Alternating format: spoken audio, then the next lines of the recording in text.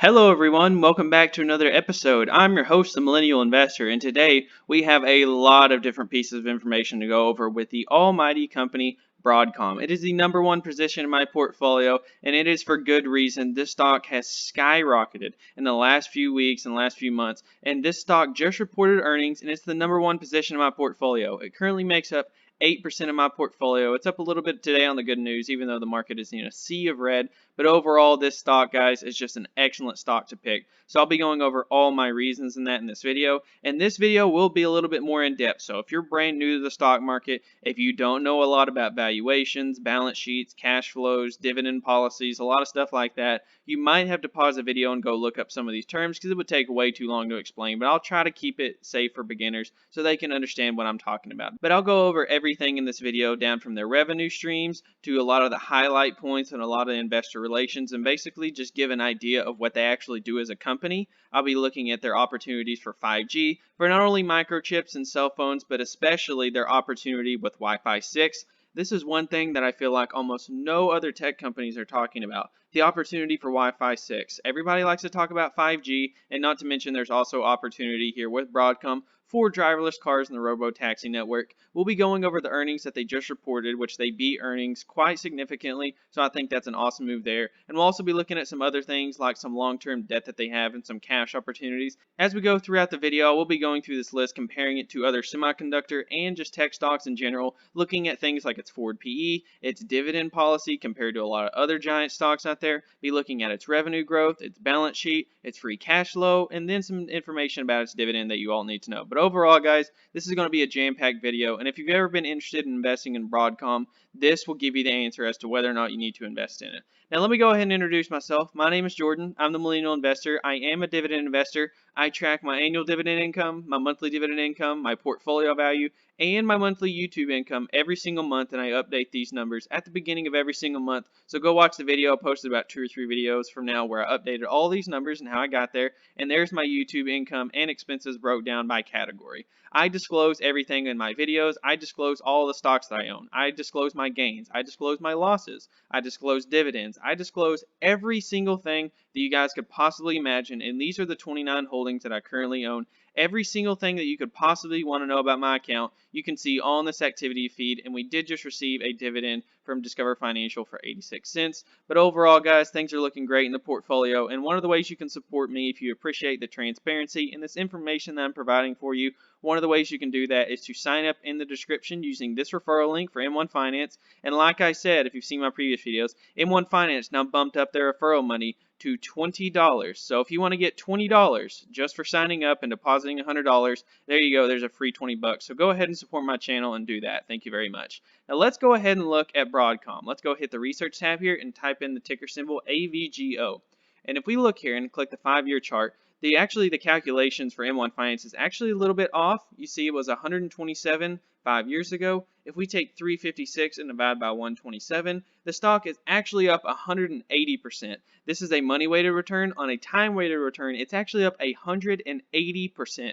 So pretty incredible. And that dividend has skyrocketed in 5 years.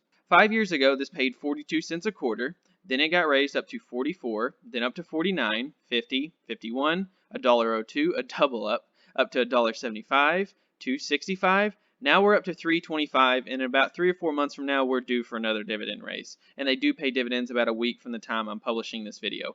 But Broadcom is a stock that has been going sky high, raising dividends, getting new contracts, growing revenues, and I'll be going over some of the reasons and why they've done that. Now, if you're wanting to invest in Broadcom, you might see this chart and you might be worried about, okay, I'm buying this at sky high valuations. Well, let's go ahead and compare the valuation of this stock to other semiconductor stocks. And by the way, a semiconductor stock is a stock that produces microchips for devices, primarily cell phones, iPads, computers, things like that.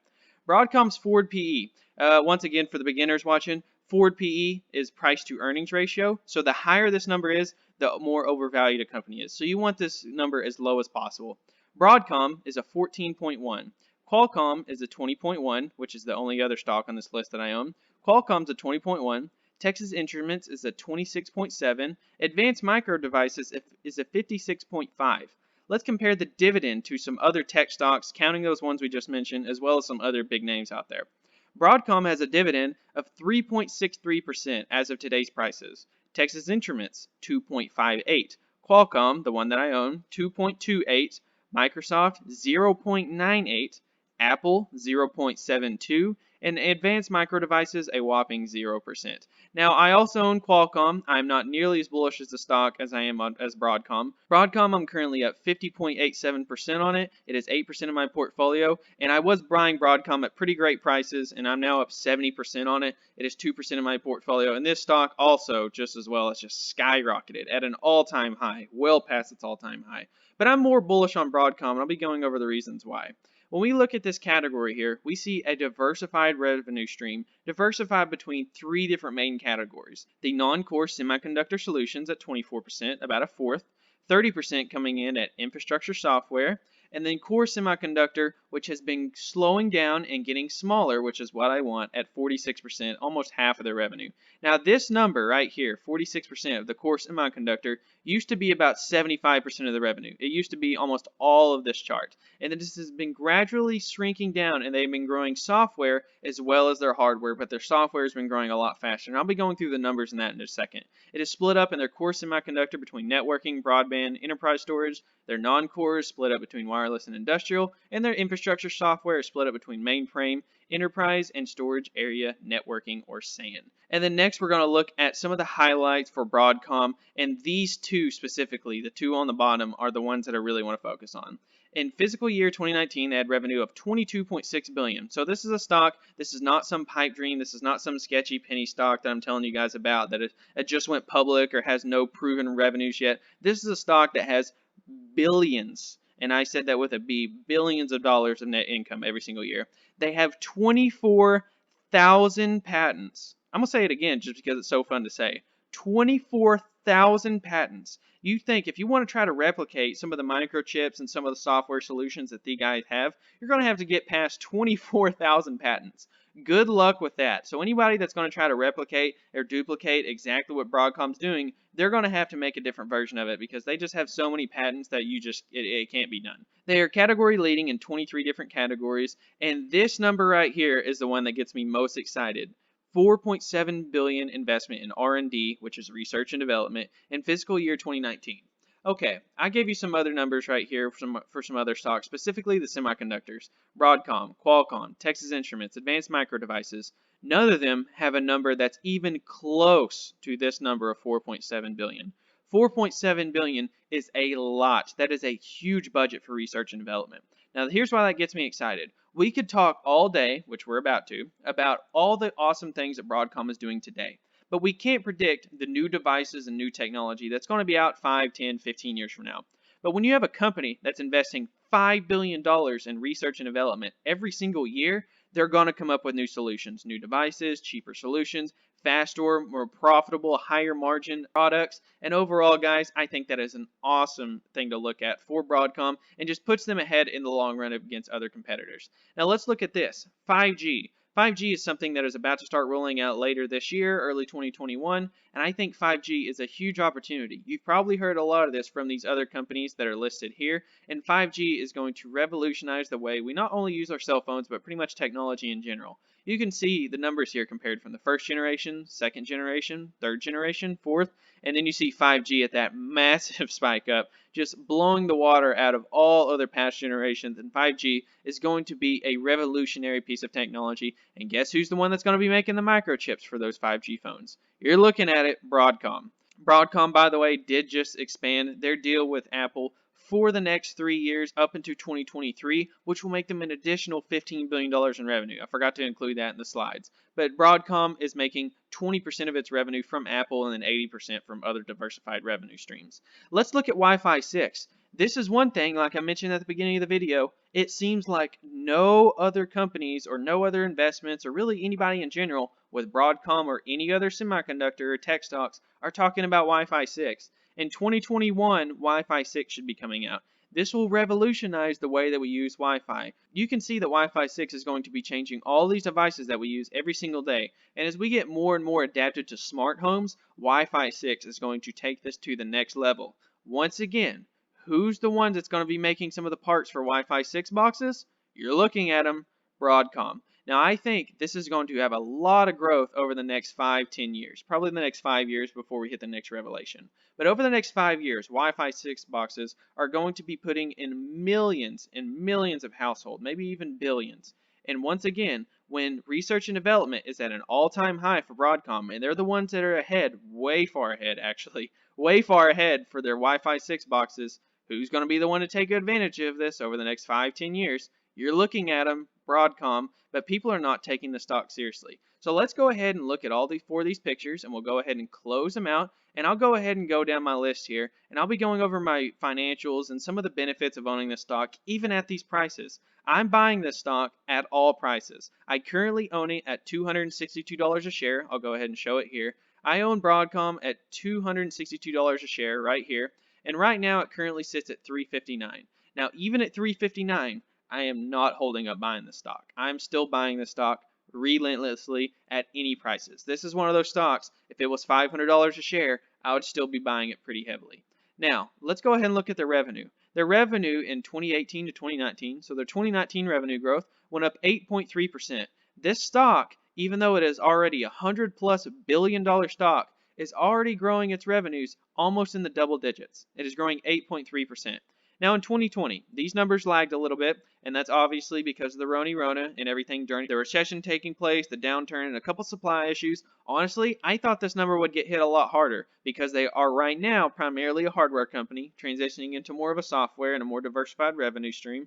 But that said, 4.3% growth is pretty solid. That's not bad. And then 2021, I think is conservative. Now, their CEO, Hock Tan, has went out and publicly said at some of their earnings calls that they expect about 8% revenue growth in 2021. Why these estimates are at 6.4, I have no idea. I think that they will beat these numbers, and I think they'll get back around this 8-ish% number that they will hit in 2021, if not more. Once 2021 with Wi-Fi 6 and 5G starts to roll out, I wouldn't be surprised if they hit a 9 or 10% revenue growth, but regardless, either way, you're looking at a stock that is growing revenues every single year.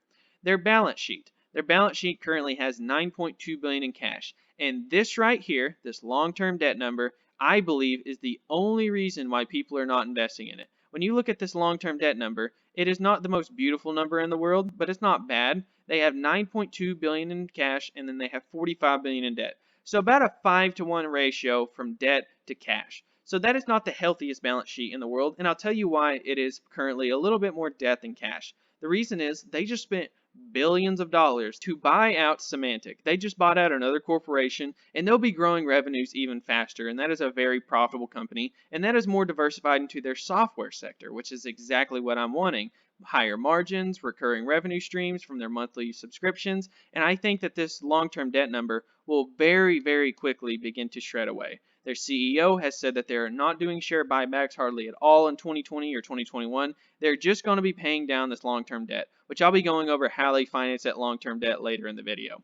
But overall, guys, this is a balance sheet. It's not the healthiest balance sheet in the world, and I think that's the one thing that separates this from its peers. I think a lot of people are looking at this balance sheet and saying, oh, they're a little bit over-leveraged, they're a little unhealthy, and they're not looking at all the opportunity for this growth and all this opportunity for 5G and Wi-Fi 6, not to mention the incredible products and margins they already have. Their cash flows, this is where it gets fun. 2019 free cash flow was $9.2 billion.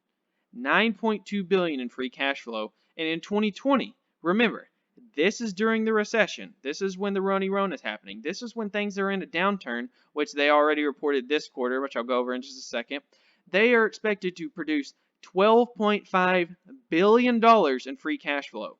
That is what is left over. That's bottom line numbers. That is what can be put towards dividends, towards paying down debt, towards research and development, towards whatever. 12.5 billion in 2020 free cash flow is incredible. And let's go ahead and look, before I look at their dividend, let's go ahead and look at their quarterly report. You see that Broadcom had non-GAAP EPS of $5.40, beat by 16 cents, their GAAP EPS by 145, beating by 33 cents, and their revenue was 5.4% year-over-year growth, beating by 60 million, beating all over the park by analyst estimates. And free cash flow, we just talked about free cash flow. Analysts were expecting $2.23 billion in free cash flow. Well, they actually reported 3.07, a massive beat there. And Hock Tan, their CEO, said, "Our outlook for fourth quarter reflects a strong anticipated ramp in wireless, as well as the continuing surge in demand for networking from cloud and telecom customers, more than offsetting expected softness in enterprise." And what he's talking about is these growth numbers from their software versus their hardware. I want to highlight these two little bullet points right here. If you want to pause the video, you can look at any of these numbers, but the two main ones that I want to focus on are the two that I have highlighted currently. Revenue by segment. Semiconductor Solutions, 4.219 billion, down 4%. So in this recession, they went down 4%. They had some supply chain issues from the Rona. Okay, that's fine. 4% is not that big of a downturn. But their infrastructure software, remember that software when I was talking about the reason that they're in debt is because they just bought out a multi-billion-dollar company, so they can grow their software business and then grow their business in general just a lot quicker and be more diversified. Well, let's go ahead and look at that. Their software grew to 1.6 billion, which was up 41%. 41, not an 8% growth, not a 9 or a 10 or a 15, a 41% growth rate. That is a massive growth category and more than made up for the loss that was made by the Semiconductor Solutions. And it is now getting to a larger part, as you can see, 1.6 billion versus 4.2 in their semiconductor, starting to make up a larger part of their revenue stream. And then let's look at this next bullet point, another one that I was mentioning with their free cash flow. Free cash flow grew 33% to a record, and the company cut total debt by 1.9 billion in the quarter and expects to pay down 3 billion in the next quarter, CFO Tom Cruise says. Now, once again, like I said, they have a pretty solid debt. I'm not going to lie, they have a lot of debt to pay off. It's not anything that's out of control like an AT&T or something that is going to ruin their business model, but they have some work to do. So let's see if they're looking into paying that off and doing the steps that they need to take to get a healthier balance sheet. Well, first of all, this quarter, 1.9 billion off the books. It's a good start. Next quarter, 3 billion off the books, even a better start. And they're growing their cash while this number right here, 45 billion, will be going down. This number will be going up. This number will be going down. They're beating expectations of revenue growth, and they have huge opportunity ahead. And they have a whopping dividend of well over 3%, currently at 3.63. So I'm looking at this and I'm thinking to myself, it's 8% of my portfolio. This is one of those stocks that if you told me tomorrow, if I had to put every dime I have into the stock, I would totally be okay with it. Now, I think you should always be diversified. I don't think you should put all your money into one stock. But I'm looking at the stock, and I think the opportunity here is massive. When I look at my dividend growth, and I see how fast my dividends, my portfolio is growing, I think if you're a growth investor or a dividend investor, this stock is incredible. I think almost everybody should be invested in the stock because not only will you probably be getting some incredible dividend gains, you'll also be getting some incredible share price gains as well. You see, like I said, it was 127 5 years ago, and now it's 360. And I think when we look at next year in 2021, 2022, 2023, I can easily see this stock being $500, $600, maybe even $700 over the next 2, 3, 4, 5 years. This stock, even if I'm wrong, even if everything that I just said about the share price, let's say it never gets to that point, let's say that Wi-Fi 6 doesn't turn out the way that they think it will, let's say 5G doesn't become as big of a thing as people expect it to be, even if I'm wrong, if you're buying the stock today, no matter what, you're still locking in a 3.63 dividend yield. So no matter what happens, as long as they're able to maintain that dividend, which I'm about to go over in a second, which is very maintainable, if they're able to maintain that dividend, you're going to get a guaranteed locked in 3.63%, which is due for another dividend raise in like 3 or 4 months, which will probably raise it up to about 4%. So I'm looking at this and I'm seeing all the financials of this company, and once again, this is a breakdown of the debt that they have to pay off. Like I said, they currently have about 9 billion in cash, 9.2 billion as of today, which they are profitable. That's growing every single quarter. But in 2021, these are all the bonds that they have to pay back, all the notes that they offered to investors to pay off their debt. Now, you can see in 2021, there's two different ones. There's this one, the 3.125% due April 2021, and one due in January at 2.20%. Now, in millions, this number is 2,750. Now, that is accounted for in millions, so basically 2,750 is the equivalent to 2.75 billion. So 2.75 billion is all they need to pay off all their debt in 2021.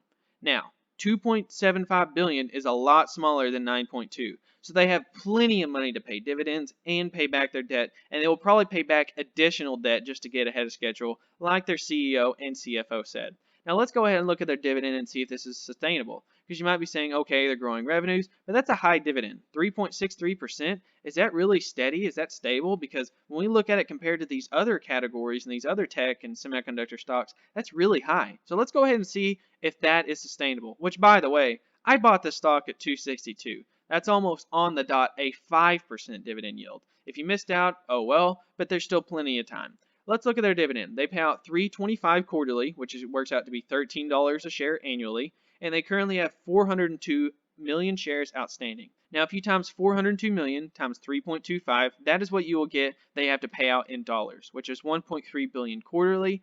And then if you work that out to 402 million times 13, they pay $5.2 billion in dividends every single year.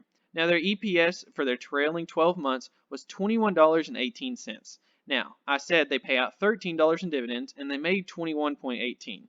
So let's look at the payout ratio in regards to earnings per share, and then let's look at the percentage of dividends that will be paid out off of their free cash flow based off of this and last year.